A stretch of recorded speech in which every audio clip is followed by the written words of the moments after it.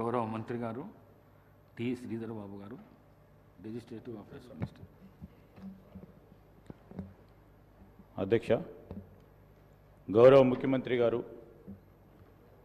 ప్రవేశపెట్టిన తీర్మానాన్ని బలపరుస్తూ ఈరోజు మాజీ ప్రధాని డాక్టర్ మన్మోహన్ సింగ్ గారి మృతి పట్ల సంతాపాన్ని వ్యక్తపరుస్తూ, డాక్టర్ మన్మోహన్ సింగ్ గారు ఇంతకుముందు పెద్దలందరూ చెప్పినట్టు మన దేశ రాజకీయాల్లోనే ఒక మహోన్నత శిఖరాలకు ఎదిగి ఆనాడు స్వాతంత్రం వచ్చిన తర్వాత జవహర్లాల్ నెహ్రూ గారు కానీ, ఇందిరాగాంధీ గారు కానీ, రాజీవ్ గాంధీ గారు కానీ, పివి నరసింహారావు గారు ఏర్పాటు చేసిన పునాదులపై ఒక సమున్నత ఆర్థిక సౌధ్యాన్ని నిర్మించారు అధ్యక్ష.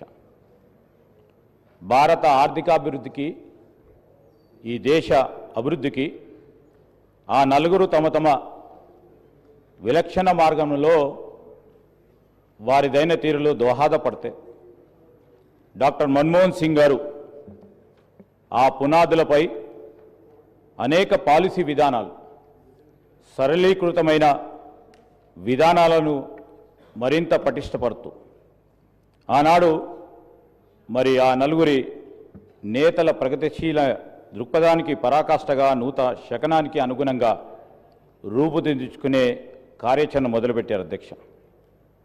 మనం ఆ రోజు జవహర్లాల్ నెహ్రూ గారి గురించి ఆలోచన చేసి మిశ్రమ ఆర్థిక విధానం ద్వారానే దేశ పారిశ్రామిక పునాది సాధ్యమవుతుందని ఆ రోజు నెహ్రూ గారు పునాదులు వేస్తే, దాని తదుపరి బ్యాంకుల జాతీయకరణ, సాగునీటి రంగం, ముఖ్యంగా హరిత విప్లవానికి ప్రాధాన్యత ఇస్తూ ఇందిరాగాంధీ గారు ఆ పునాదిని ఇంకా కూడా బలంగా ముందుకు తీసుకెళ్లారు అధ్యక్ష. 80వ దశకంలో కంప్యూటర్లను, కమ్యూనికేషన్ వ్యవస్థను భారతదేశ చరిత్రలోనే ముందంజలో ఉండాలని రాజీవ్ గాంధీ గారు చేసిన ఈ కార్యక్రమానికి మరి ముందుకు తీసుకెళ్తూ 91 సంవత్సరంలో ఆనాడు కాంగ్రెస్ పార్టీ నాయకత్వంలో పివి నరసింహారావు గారు ఆనాడు ఉన్న ఆర్థిక ఇబ్బందులకు సంబంధించి ఇంతకుముందు పెద్దలందరూ చెప్పినట్టు ఒక నూతన అధ్యాయాన్ని ప్రారంభించి 91 సంవత్సరంలో మరి ఇంతకుముందు మా సోదరులు కేటీఆర్ గారు చెప్పినట్టు మన తెలుగు బిడ్డ పివి నరసింహారావు గారి నాయకత్వంలో మరి మన్మోహన్ సింగ్ గారిని ఒక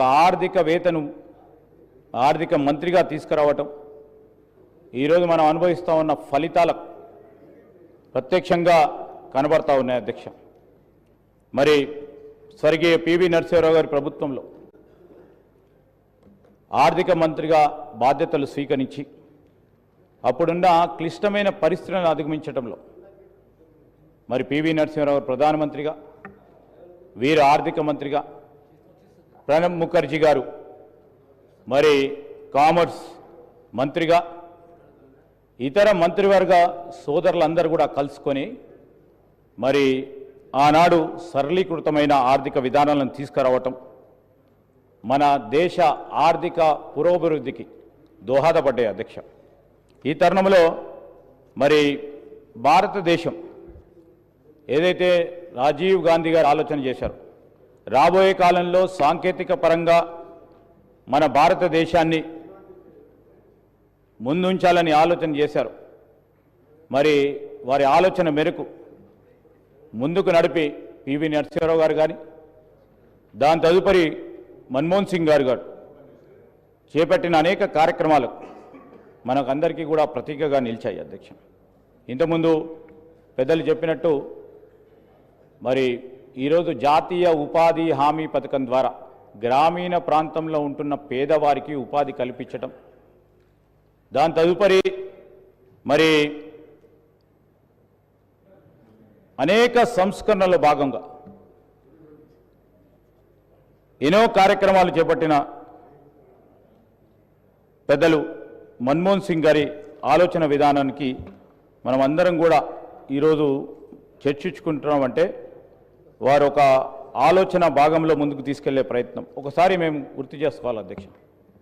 ఆనాడు కాంగ్రెస్ పార్టీ ప్రభుత్వ హయాంలో వారు ఒక ఆర్థికవేత్తగా గుర్తించి మెంబర్ ఫైనాన్స్ ఎప్పుడు అధ్యక్ష 1980లో member finance space commission government of India, దాని తదుపరి ఫైనాన్స్ కమిషన్లో 82లో ఫినాన్స్ మెంబర్ సెక్రటరీగా, అదేవిధంగా 85లో governor reserve bank of India, దాని తదుపరి డిప్యూటీ చైర్మన్ ప్లానింగ్ కమిషన్లో, అదేవిధంగా ఈరోజు మరి వారు ఎదుగుతా ఉన్న తరుణంలో వారికున్న పరిజ్ఞానం, వారికున్న ఆలోచన గుర్తించింది ఆ రోజు కాంగ్రెస్ పార్టీ నాయకత్వం.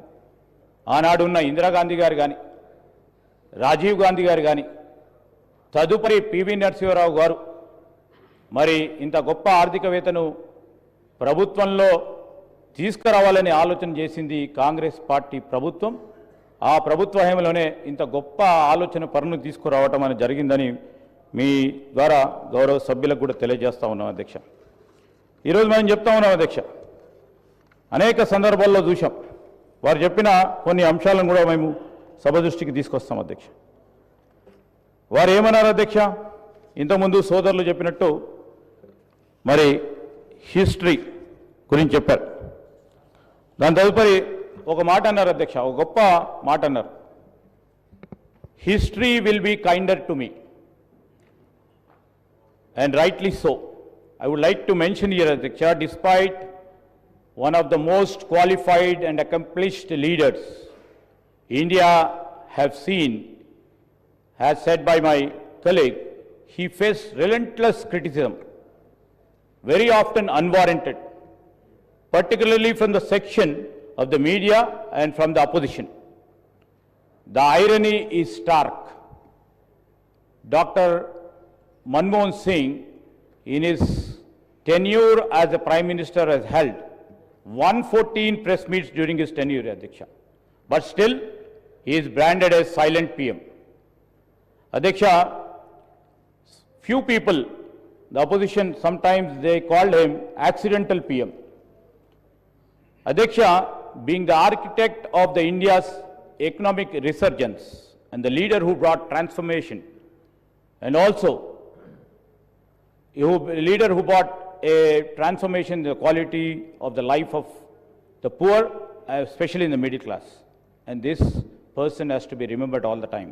That's the real reason today on the floor of this assembly, our leader of the house has moved the motion to pay the condolences. This reflects, and everybody over here has shown their broadness, their thinking, trying to reflect the Dr. Singh's journey, which is remarkable. I would like to mention here, Adhyaksha, a couple of points where I thought of mentioning what KTR has also already has been mentioned.